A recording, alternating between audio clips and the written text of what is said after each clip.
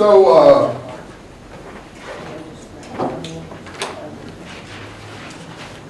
we were talking about,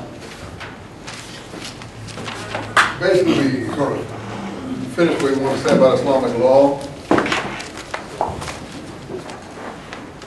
The so-called usul al-fiqh, the roots of the fiqh. Fiqh being the study of Islamic law, we would call Islamic jurisprudence.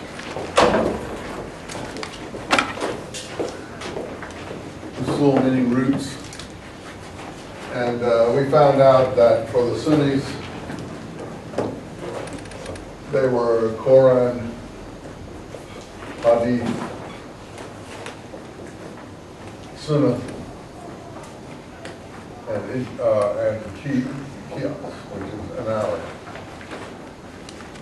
Also sometimes called Rai, reason or opinion. And we saw the different schools of Sunnism. Gibb has all this in his book. As it turns out, there are 4 schools: Hanafis, aimed after early jurists from late 700s to mid 850s. Malikis, Shafis, and Hanbalis. And so what's the schools? Not a lot, really, except maybe they'll do a little bit different in the prayer ritual, what a raka is, and so on. Different, maybe, divergence of opinion on divorce practices, when a judicial interference is possible. You'd have to study it very carefully to see the difference in the various schools of law. But the reason they're all called Sunnis is because it's based on the Sunnah of the Prophet, which is considered to be based on the Hadith literature. And I told you the Hadith literature was this vast literature that was collected from the 700s and 800s all over the Islamic world, and pretty soon just about everything got into the Prophet's mouth that was culturally viable. And in fact, there was even one hadith that said, anything good that's ever been said, you can take it as if I've said it. So, I mean, that's why Western scholars have a lot of problem with the hadith literature, and the Muslim scholars don't, but Western scholars do. And as I said, the Eastern scholars only criticize the hadith literature on the basis of the chain of transmission, while a Western scholar would say any good, clever forger, if he was interested in making things look authentic, would have a decent chain of transmission attached to it. I heard from so-and-so, heard from so-and-so, heard from so-and-so, heard from so-and-so, who saw the Prophet do such and such thing, who saw the Prophet say such and such thing. That chain was called the Isnad.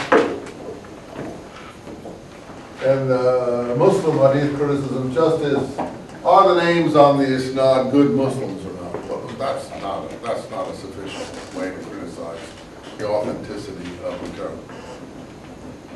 It's like saying, is the New Testament, is Mark a good Christian? Or is John a good Christian? Is that enough to criticize the New Testament? Of course not. Just because Mark's name is on the gospel doesn't mean the gospel is reliable. And the gospel is just a big hadith. I mean, even the word hadith means good news. The Gospels are just huge hadith. That's how I came to understand how the Gospels were, by studying the hadith literature, showing how hadith develop and are collected and so on. So this is the fight between so-called Orientalists and non-Orientalists that our friend Edward Said was so worried about. And I don't think he has any understanding of what the issues were or are. And classical Western Orientalists were extremely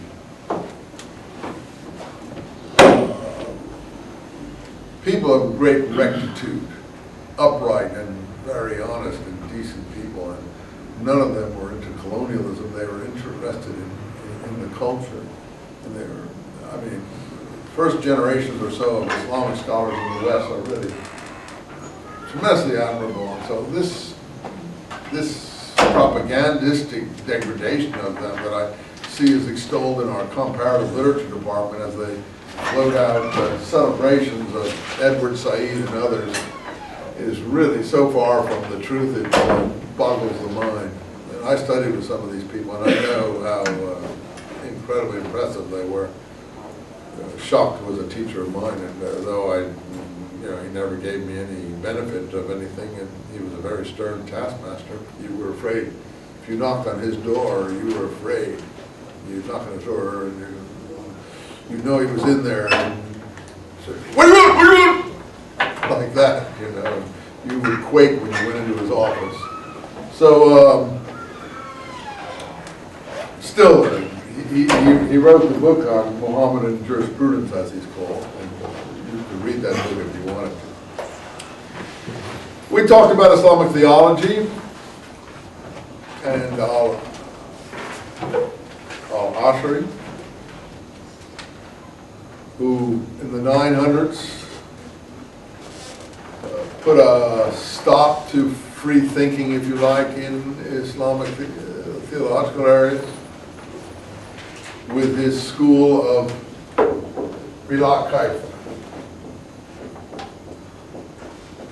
about 950.